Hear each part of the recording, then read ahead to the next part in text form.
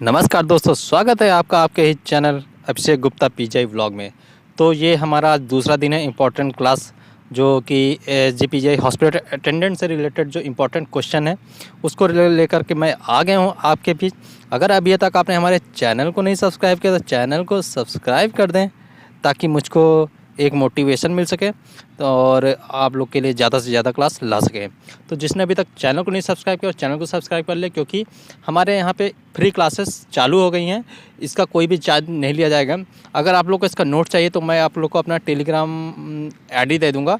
वहाँ पे मैं बना रहा हूँ टेलीग्राम अपना चैनल, वहाँ से मैं आप लोग को आपकी आईडी दे दूँगा। वहाँ से आप लोग जुड़ जाएंगे तो मैं वहाँ पर इसके नोट्स प्रोवाइड कर दूँगा। तो चलिए क्लासेस शुरू करते हैं। आज का हमारा टॉपिक है स्टेरलाइज़र।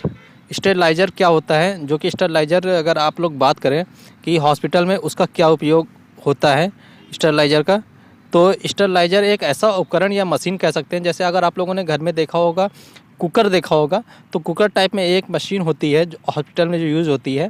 जैसे अगर हम लोग कोई भी संक्रमित चीज़ यूज़ करते हैं तो उसको हम लोग क्या करते हैं कि हम लोग धुल के, अगर घर में कोई चीज़ यूज़ किया, जैसे चाकू यूज़ किया, कोई भी चीज़ हमने किचन में यूज़ किया, तो उसको हम लोग धुल देते हैं, फिर उसका हम लोग इस्तेमाल कर लेते हैं। मगर अगर अस्पताल में कोई हम लोग उपकरण यूज़ करते हैं तो उसके लिए अब अस्पताल में अगर हम लोग कोई उपकरण यूज़ करते हैं तो उसको जो साफ़ करके फिर से रीयूज़ करते हैं, उस प्रक्रिया को हम लोग स्टेरलाइज़र कह सकते हैं। तो हम बात करते हैं स्टेरलाइज़र के ऊपर।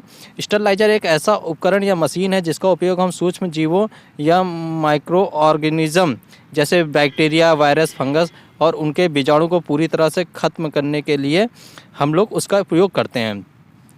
अगर सीधी सरल सादे अगर शब्दों में कहें, अगर सिंपल शब्दों में कहें, तो जो कीटाणु मुक्त जो चीज़ होती है, जो भी वस्तु कीटाणु मुक्त होती है, उसको कीटाणु युक्त जो चीज़ होती है उसको कीटाणु मुक्त करने के लिए हम लोग स्टेरलाइज़र मशीन का उपयोग करते हैं।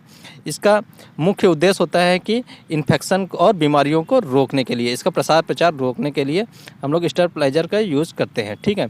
अब स्टेरलाइज़र के प्रकार क्या क्या हो सकते हैं। स्टेरलाइज़र के हमारे पास 4 प्रकार के स्टेरलाइज़र होते हैं।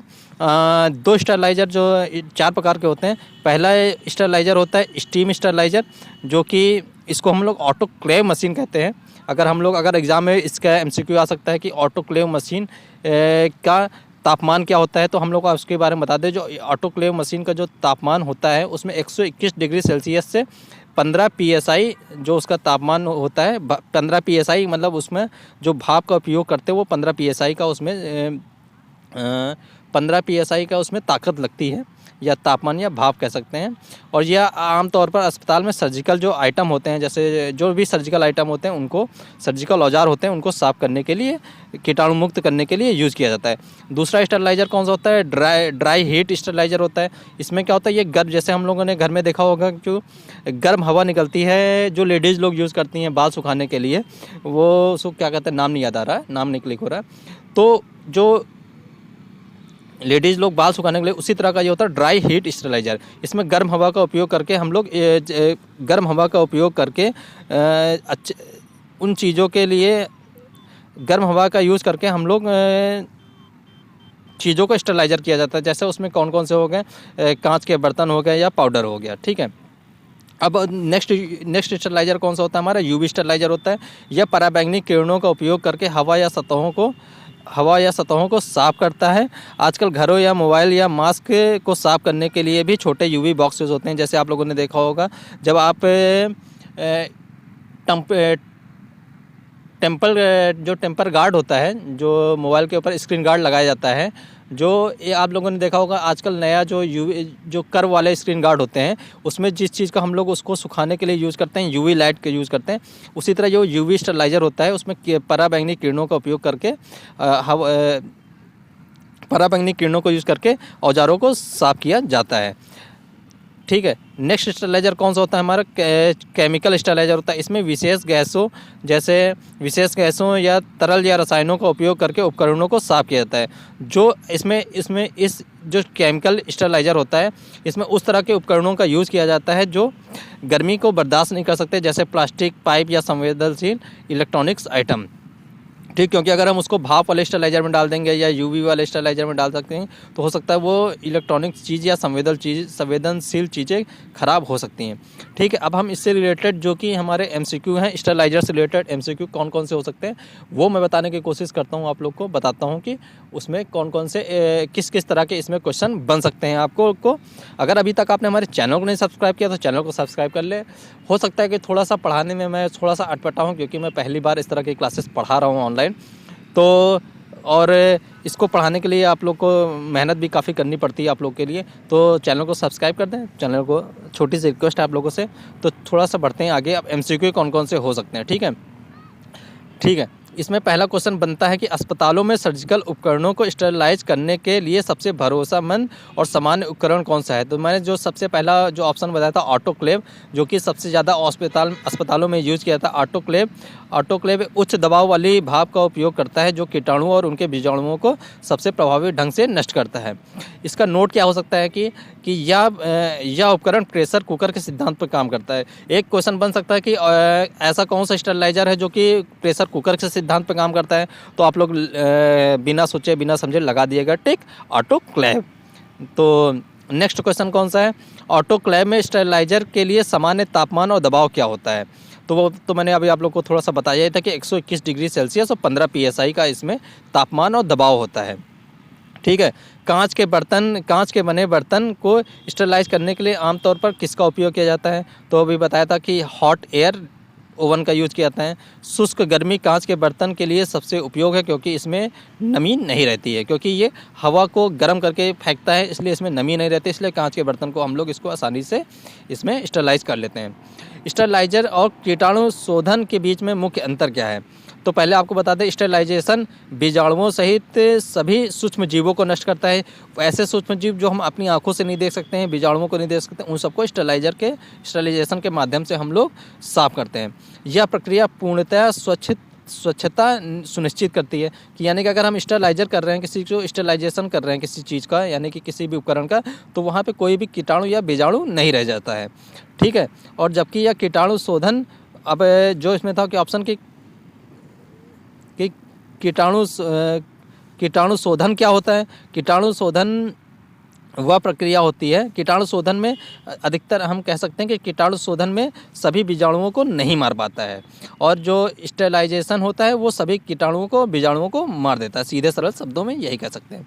ठीक है, नेक्स्ट हमारा ऑप्शन है कि नेक्स्ट क्वेश्चन है, जो उपकरण गर्मी बर्दाश्त नहीं कर सकते उन्हें किस विधि से स्टरलाइज किया जाता है।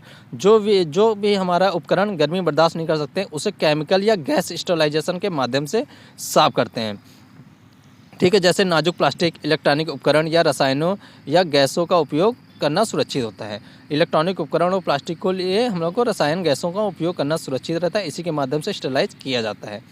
नेक्स्ट क्वेश्चन, एक अस्पताल अटेंडेंट के रूप में ऑटोक्लेव में, यानी कि अगर आप हॉस्पिटल में अटेंडेंट हैं तो ऐसा क्वेश्चन भी आता है कि ऑटोक्लेव में सामान रखने से पहले आपको क्या सुनिश्चित करना चाहिए या क्या सावधानी बरतनी चाहिए।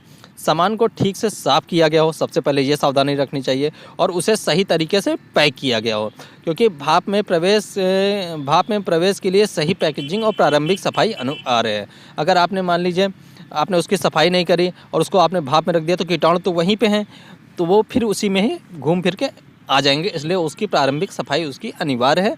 और जैसे ठीक है, अब नेक्स्ट क्वेश्चन है हमारा, हाथों को कीटाणु मुक्त करने के लिए उपयोग किए जाने वाले घोल को क्या कहते हैं। उसे कहते हैं एंटीसेप्टिक जो हमारे होते हैं जीवित उसको, यानी कि जीवित जो सूक्ष्म जीव होते हैं उसको मारने के लिए हम लोग उसका उपयोग करते हैं।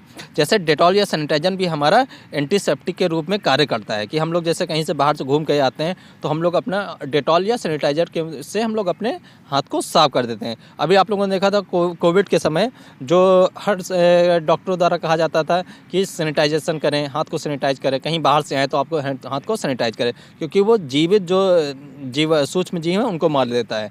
अब ऐसा तो है नहीं कि अगर आप लोग को अब अपना हाथ साफ करना है तो आपको स्टरलाइजर मशीन के अंदर, ऑटोक्लेव मशीन के अंदर डाल देंगे, ऐसा तो संभव है नहीं। तो आप लोग को उसके लिए जो एंटीसेप्टिक होते हैं, डेटॉल या सैनिटाइजर, इस तरह की चीज़ों का उपयोग किया जाता है। अब नेक्स्ट हमारा क्वेश्चन है, किसी ऑपरेशन के बाद इस्तेमाल की गई कैंची को सीधे स्टरलाइजर में डालने से पहले क्या किया जाना चाहिए। अभी मैंने आप लोग को ऊपर बताया था कि किसी भी चीज़ों को अगर हम लोग कैंची या जो ऑपरेशन के बाद कैंची को सीधे स्टेरिलाइजर में डालने से पहले उसे साबुन या पानी से अच्छी तरह से धो लेना चाहिए। उसके बाद ही उसको स्टेरिलाइजेशन मशीन में डालना चाहिए, क्योंकि उसमें खून या जैविक कचरे लगे होते हैं, मांस लगा हो सकता है, खून लगा हो सकता है, कई तरह के उसमें कीटाणु होते हैं। अगर हम उसको डायरेक्ट उसी मशीन में डाल देंगे तो वो कीटाणु जीवाणु उसी मशीन में रह जाएंगे, तो उसको साफ़ करना ज़रूरी होता है। कल मैंने क्वेश्चन आप लोग को बताया था बायोमेडिकल वेस्ट। देखिए बायोमेडिकल वेस्ट यहाँ पे आ गया कि बायोमेडिकल वेस्ट प्रबंधन में पीले बैग में क्या डाला जाता है। आप लोग को मैंने कल बताया था कि बायोमेडिकल वेस्ट में 5 तरह के डस्टबिन होते हैं। उसमें एक डस्टबिन होता है येलो बैग। येलो बैग में हम लोग संक्रमित पट्टियाँ और मानव अंग को डालते हैं। जो हम लोग जैसे ऑपरेशन हुआ तो उसमें जो मानव अंग निकल के आया तो उस तरह की चीज़ें संक्रमित पट्टियाँ और मानव अंग डालते हैं। ये बायोमेडिकल वेस्ट में येलो बैग के अंदर जो सबसे अधिक संक्रमित चीज़ें होती हैं वो डाली जाती हैं। पीला बैग होता है कि वो शारीरिक कचरे और संक्रमण फैलाने वाली नरम वस्तुओं के लिए होता है। ठीक है, अब अगर हम लोग लास्ट क्वेश्चन है कि इनमें से कौन सी विधि भौतिक स्टेरिलाइजेशन का उदाहरण है, यानी कि फिजिकल स्टेरिलाइजेशन का उदाहरण है। गर्माहट हीट ऑटो हीट मशीन जो होती है वो हमारे भौतिक स्टेरिलाइजर का उदाहरण है। इसमें हम लोग गर्माहट के माध्यम से हाथ के जीवाणुओं और कीटाणुओं को मारते हैं। या तो अगर अभी तक आपने हमारे चैनल को नहीं सब्सक्राइब किया तो चैनल को सब्सक्राइब कर लें, और आपको ये क्लास कैसी लगी ये हमको ज़रूर बताएं, और इसी तरह आप हमको थोड़ा सा सपोर्ट बनाएं, और अगर अभी बेल आइकन को दबा लें तो मिलते हैं नेक्स्ट वीडियो में। तब तक के लिए जय हिंद और जय